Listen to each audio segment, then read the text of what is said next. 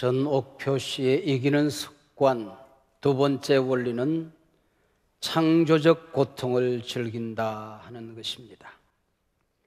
오늘 본문 느헤미야 11장은 성벽 재건 이후에 불편하기 짝이 없는 예루살렘 성에 거주한 사람들의 이야기입니다.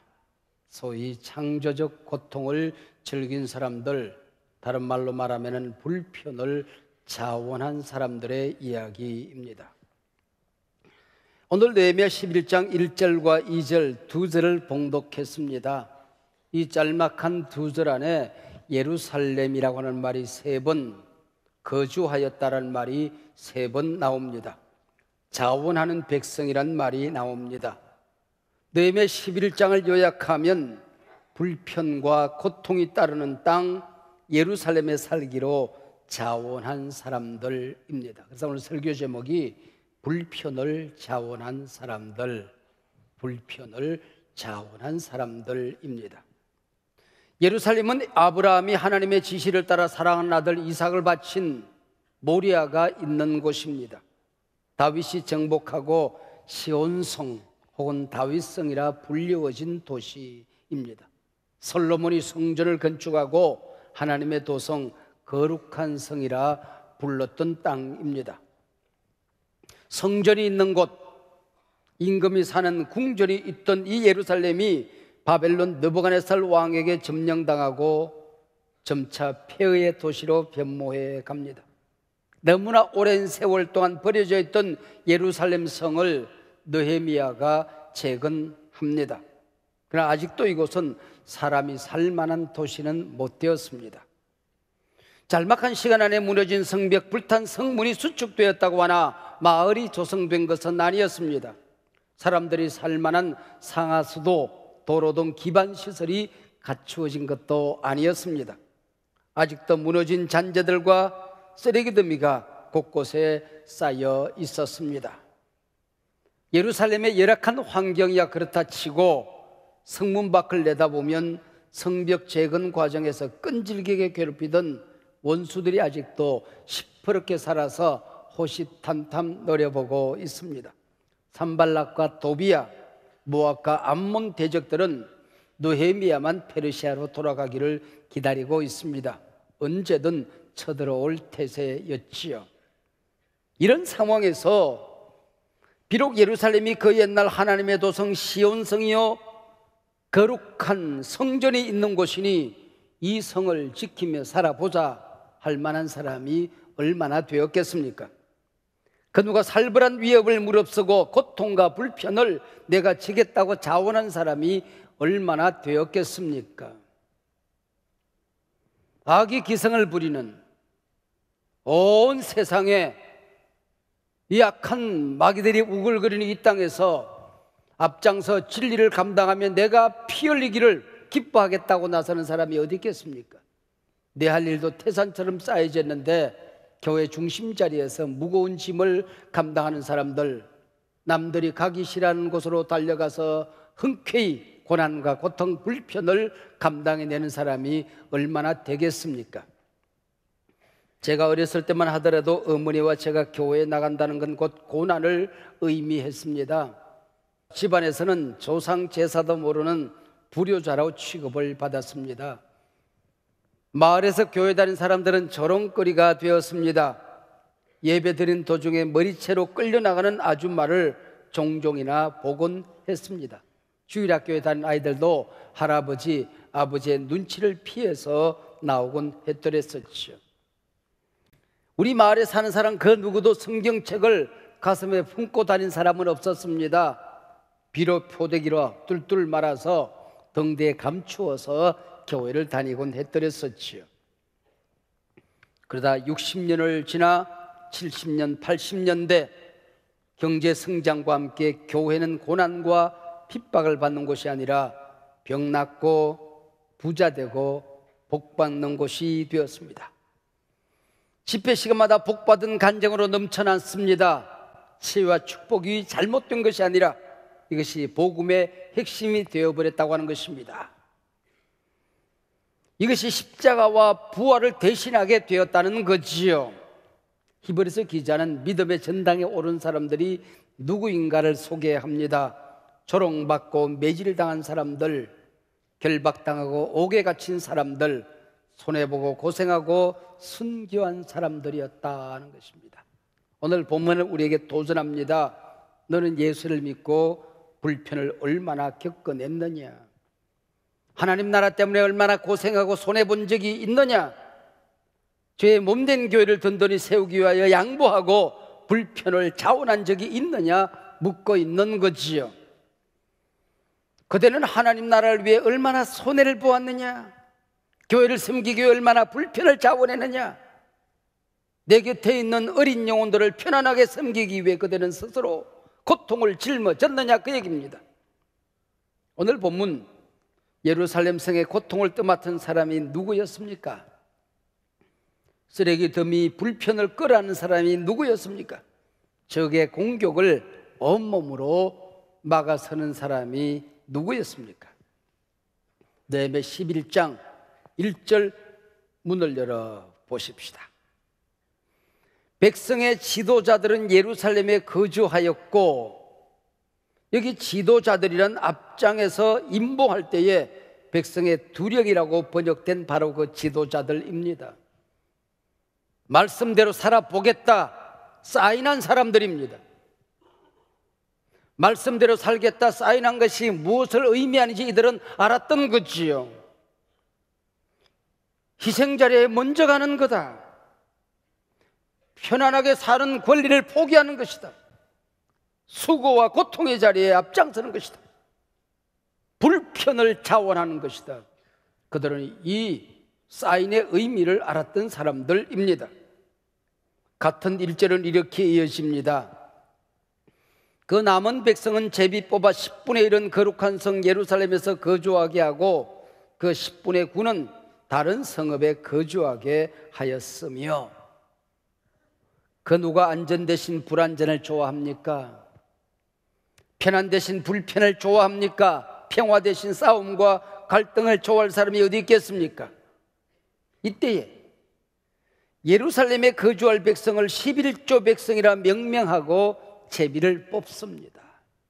제비를 뽑는다는 것은 서로 가지 않겠다고 버둥대는 것이 아니라, 하나님이 나를 부르시면, 하나님이 기뻐하시면 우리 가운데 누구라도 순종하겠습니다. 하나님, 누가 여기 남을까요? 누가 고난의 자리를 감당할까요? 누가 피 흘린 자리에, 이 성전을 지키는 자리에 남을까요? 하나님 불러주시옵소서. 이게 제비 뽑는 겁니다. 그리고 그 다음 2절은 이렇게 이어져 갑니다. 예루살렘에 거주하기를 자원하는 모든 자를 위하여 백성들이 복을 빌었느니라. 오늘 본문의 정언은 이토록 예민한 문제를 참으로 멋있게 아름답게 해결했다 하는 겁니다. 지도자들이 아무도 남으려고 하지 않을 때에 우리가 남겠습니다. 손들었습니다. 그리고 11조 백성, 하나님이 기뻐하는 사람 누굽니까? 하나님 앞에 물어봅시다. 뽑힌 사람들이 기뻐하고 주변 사람들이 축복합니다. 그리고도 기도하고 가장들이 손을 듭니다. 우리 가정도 여기 남으면 어떻겠습니까? 허락해 주십시오. 그게 자원하는 사람들이었습니다. 아무런 갈등도 없이 온 백성이 박수치며 축복합니다. 그리고 나머지 백성들은 지파별로 흩어질 도시를 정하여 길을 떠나갑니다. 눈물과 감격의 이별입니다. 서로 좋은 땅을 차지하겠다고 나서는 것이 아니라 20절에 보면 여호수아에 의하여 분배받은 땅, 각기 자기 지파 기업의 땅으로 떠나갑니다. 오랜만에 와보니 황폐한 땅이 되었습니다. 가시덤불 엉겅퀴가 진동하는 골짜기가 되었습니다. 그러나 우리가 가꾸지 못했군요. 가꾸며 살겠습니다. 그곳으로 나아갔다. 35절입니다. 마지막 예배를 드리고 찬성을 부릅니다. 어떤 찬성을 불렀을까 제가 가만히 생각해 보니까, 너의 가는 길에 주의 평강 있으라, 평강의 왕 함께 하시리, 너의 걸음걸음 주 인도하시리. 주의 강한 손 돌릴 것이리라. 너의 가는 길에 주의 축복이 있으라. 영광의 주 함께 하시리. 네가 밟는 모든 땅 주님 다스리시리. 너는 주의 길 예비케 되리. 찬송 부르며 각자 주어진 땅으로 나아갔다, 그 얘기입니다. 불편을 자원하여 예루살렘에 거주한 자들을 살펴보면 대단히 흥미있는 공통점 한 가지가 나옵니다. 유다 자손 중에 특별히 베레스의 후손들이 자원했습니다. 그리고 베냐민 자손들이 자원을 했습니다. 이 두 자손의 공통점은 약점이 많은 사람들이었다 하는 것입니다. 부끄러운 과거를 지닌 사람들이었다 하는 것입니다. 성경에 부끄러운 과거를 가진 사람들, 약점 많은 사람들이 메시아 족보, 구원 족보에 기록된 일들이 왕왕 있습니다. 그 가운데 기록하기도 오늘 이 강단에서 얘기하기조차 민망한 사건이 바로 베레스 이야기입니다. 야곱의 넷째 아들 유다와 자식 낳지 못하고 쫓겨난 며느리 다말 사이에서 태어난 아들이 베레스입니다. 시아버지와 며느라이 사이에서 태어난 아들이 이 베레스란 말이죠. 당시 문화 속에서 다말은 유다 지파 자손을 이어가야 한다는 지나친 열정이 이런 부끄러운 베레스 자손을 만들어낸 겁니다. 그리고 여기 나오는 베냐민 지파는 또 누굽니까? 베냐민 사람들이 레위인의 첩을 밤새도록 집단 강간하여 죽음에 이르게 한 죄로 이스라엘 11지파의 응징을 받게 됩니다. 큼지막한 지파 하나가 600명을 남기고 몰살당합니다. 바로 이 사람들, 베레스 사람들과 베냐민 지파 사람들이 고통의 자리에 우리가 남겠습니다 라고 자원을 했다고 하는 것이죠. 허물 많은 자손들, 상처투성이 자손들이 이 위기의 시대에 우리가 이 자리 감당해내겠습니다 하고 일어섰다는 것이죠. 자신들의 약점을 최대 강점으로 바꿔낸 사람들입니다. 나를 기쁘게 하는 게 뭘까? 어디 살면 좀 더 편안할까? 재미가 있을까가 아니라 하나님이 기뻐하는 자리가 어디일까? 흔쾌히 우리가 감당해낼 사명이 무엇인가를 기억했던 것이죠. 나와 우리 가정을 생각하기 전에 하나님의 전과 하나님 나라를 생각했던 사람이 약점 많은 이 두 족속들이었다 하는 것입니다. 어느 목장 모임에서 서로 자신들의 약점을 고백하고 서로 기도해 주는 게 좋겠다, 그래서 약점을 고백하는 시간을 가졌습니다. 한 집사님이, 여러분이 몰라서 그렇지 나는 술, 담배를 아직 못 끊었다고, 두 번째 집사님이 고백을 했습니다. 우리 부부는 다정한 것 같지만 사실은 밤낮으로 싸움이 많다고. 세 번째 모군이 또 고백을 합니다. 나는 혼자 있으면 인터넷을 뒤지는데 못 볼 걸 본다고. 근데 네 번째 모군이 고백을 하질 않습니다. 아니, 고백하기로 하지 않았느냐고. 혼자 고백을 하면 어쩌냐고 다그치니까 고백을 합니다. 내 약점은 다른 사람들의 허물과 약점을 듣고 나면은 불고 다니는 약점이 있다고. 입을 다물질 못한다고. 언제나 자신의 약점을 드러낸다는 게 쉬운 일은 아니지요. 남이 나의 약점을 말하면 비난이 됩니다. 하나님이 내 허물을 드러내면 심판이 됩니다. 그러나 내가 내 약점을 고백하면 회개가 되고 자유가 오는 겁니다. 브레네 브라운이라는 사람이 쓴 마음 가면이라는 책이 있습니다. 우리가 이 세상 살아가던 어느 날 자신의 약점을 툭 털어놓고 나면 자신을 묶고 있던 컴플렉스로부터 자유가 온다는 거예요. 자신이 강해 보이기 위해서 약점을 꽁꽁 숨기고 살아가면 진실해지지가 않는다는 것입니다. 사람 관계가 깊어지지가 않는다는 거죠. 이 책은 말합니다. 약점도 너 자신의 일부다. 그걸 있는 그대로 받아들이면 자유가 온다. 우리는 흔히 능력과 재능이 많은 사람, 남다른 장점을 가진 사람이 행복할 것이라고 생각합니다. 그래서 하나님께서도 그런 사람을 좋아하실 것이라고, 그런 사람만 쓰실 것이라고 생각합니다. 물론 장점 때문에 쓰임받을 때도 있지만은 장점 때문에 불행해지고 망하는 사람이 더 많더라는 겁니다. 번듯하게 사는 선남 선녀 부부들 가운데 지옥처럼 사는 사람이 있을 수 있지요. 열악한 환경 속에서 미녀와 야수가 만나 천국처럼 사는 사람도 있을 수가 있는 것이요. 하나님은 약점 때문에 우리를 버리시지 않습니다. 약점 때문에 우리를 싫어하시지 않습니다. 성령도 우리 약점을 도우신다고 말합니다. 사도 바울은 고백합니다. 나는 약점을 자랑한다. 내가 약해진 그곳에서 우리 예수님이 강하게 역사하시더라, 그 얘기입니다. 여러분, 신학자 브루노의 기도문을 기억하십니까? 내가 고칠 수 있는 것은 고칠 수 있는 용기를 주시고, 내가 고칠 수 없는 것은 담대히 받아들일 수 있는 평온한 마음을 주시고, 내가 고칠 수 있는 것과 고칠 수 없는 것을 분별하는 지혜를 주십시오. 약점을 고쳐달라 기도할 수 있지요. 그러나 고칠 수 없는 약점이라면, 이미 지나간 과거라면 당당해지라, 받아들이라. 그것 또한 너 자신의 일부다, 그 얘기입니다. 고칠 수 있는 것과 고칠 수 없는 것을 분별하는 지혜를 주시옵소서. 내 모습 이대로 주 받으시옵소서. 아픈 과거 약점에 짓눌려 살지 말라는 것입니다. 하나님이 주시는 새로운 축복의 땅이 있다는 겁니다. 사명의 땅이 있다는 것입니다. 은혜의 땅이 있다는 것입니다. 당당히 가슴 펴고 제가 가겠습니다, 제가 짊어지겠습니다, 제가 담당하겠습니다, 도전하면 모든 백성이 축복하니라. 하나님이 축복하시고 모든 백성이 축복을 하는 겁니다.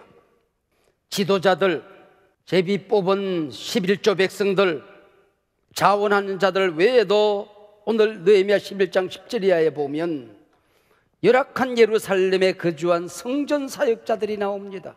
제사장들과 레위 지파 사람들이었습니다. 예배를 섬기는 사람들, 아픔과 문제가 많은 사람들을 상담할 사람들, 그리고 성문을 지키고 적을 막아내는 사람들, 그리고 성전을 관리하는 사람들, 찬양으로 섬기는 사람들이었습니다. 교회가 좋아 교회를 섬기느라 이사가지 못하고 교회를 섬기는 사람들이 있더라, 그 얘기시요. 분주하고 바쁜 사람인데 내가 조금 봉사하면, 수고하면 예배가 은혜가 될 수 있다고 한다면 흔쾌히 그 자리에 내가 나가는 사람이 있더라, 그 얘기죠. 교회가 건강해질 수 있으면, 평온해질 수 있으면 수고하는 자리, 힘든 자리 내가 앞장서 감당하는 사람들이 있더라, 그 얘기입니다. 그게 바로 제사장과 레위 지파 사람들이었습니다. 그래서 느헤미야 11장에 보면 다스렸다 하는 말이 곳곳에 나옵니다. 9절 다스렸느니라, 22절 일을 맡아 다스렸으니, 24절 백성의 일을 다스렸느니라. 여기 다스렸다는 얘기는 군림했다는 얘기가 아닙니다. 내게더라고 하는 이 말은 무거운 짐을 자신이 짊어졌다는 겁니다. 모든 사람들이 고통으로부터 도망칠 때에 자신이 그 고통을 도맡았다는 겁니다. 너도 나도 부담스러워하는 일을 기꺼이 담당했다는 것입니다. 위험한 자리 앞장서 달려갔다. 이게 네게더입니다. 네게더. 하나님 나라는, 교회는 언제나 네게더의 사람들이 있어서 오늘 교회가 든든히 서가게 되는 것이죠. 하나님의 말씀을 지키며 살겠다고 사인한 것은 바로 이런 것입니다. 불편을 자원한다는 건 바로 이런 자세를 의미하는 것이죠. 하나님 나라는 자원하는 사람들에 의하여 세워지고 있는 겁니다. 교회를 섬기는 사역자들, 교역자들에게 베드로는 말합니다. 5장 2절입니다. 하나님의 양무리를 치되 억지로 하지 말고 하나님의 뜻을 따라 자원함으로 하며 더러운 이득을 위하여 하지 말고 기꺼이 하라. 하나님은 너희들을 통하여 당신의 나라를 만들어가지 않습니다. 자원하는 심령들, 몸과 마음을 함께 드린 사람들을 통하여 이 나라를 만들어 가시는 분이시라고.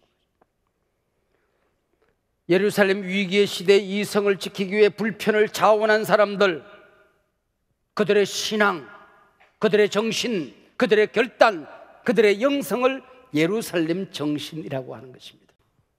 이 예루살렘 정신이 예루살렘이 위기에 부딪힐 때마다 그 성을 지키고 그 나라를 지키는 힘이 되었던 것입니다.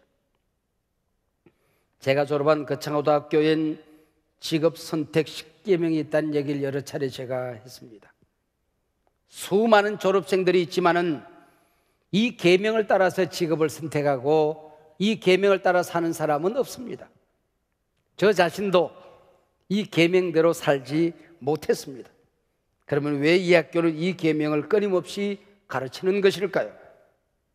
우리 모두의 스승이신 고 전영창 교장 선생님이 어떻게 사셨는가? 이렇게 사셨다. 그걸 제자들에게 가르치는 것입니다. 그리고 내 신앙과 정신이 흔들거릴 때마다 그 정신은 내 양식이 되고 삶의 표대가 되고 내 인생의 나침반이 되는 것입니다.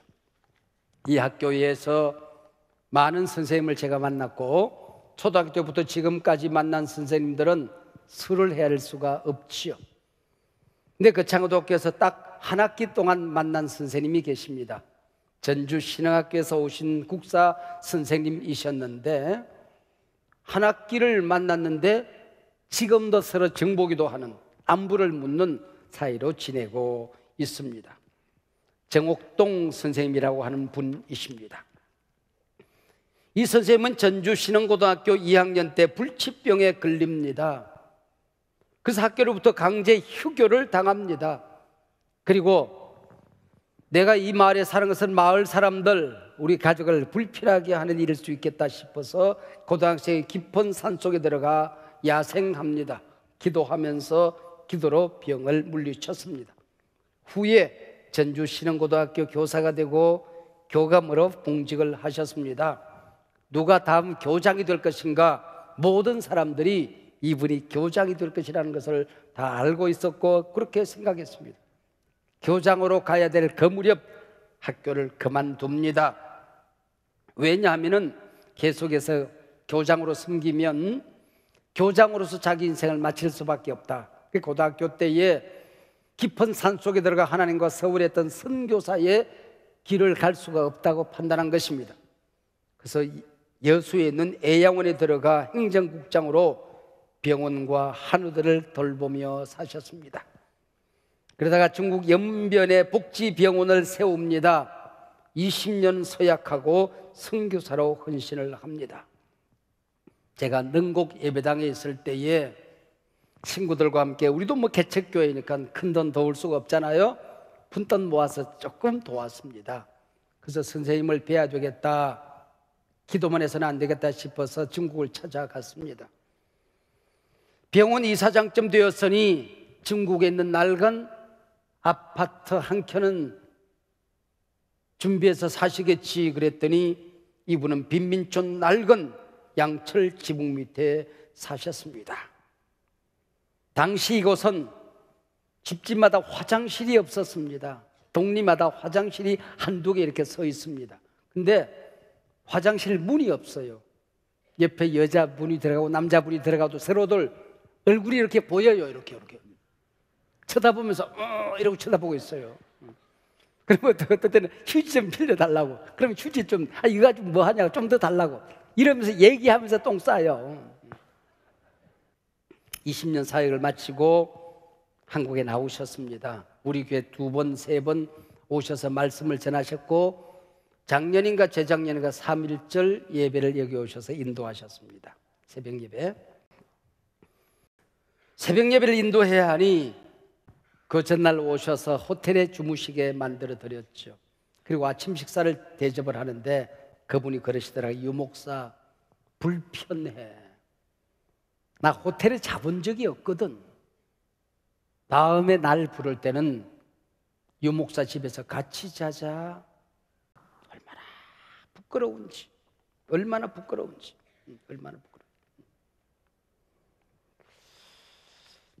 이게 거고 정신이고, 이게 인생 살다가 문득문득 내 마음이 흔들거릴 때마다 타협하고 살고 싶을 때마다 이것이 나를 인도하는 나침판이 되어서 주는 것이죠. 월급이 적은 쪽을 택해라. 돈 때문에 내 인생의 방향을 바꾸지는 않겠다는 것입니다. 모든 조건이 갖추어진 곳은 피하고 처음부터 시작해야 될 황무지로 가라. 힘들어도 도전정신, 벤처정신, 개척정신으로 살아보자. 왕관이 아니라 단두대가 있는 곳으로 가거라. 주님의 십자가 정신으로 살거라, 그 얘기죠.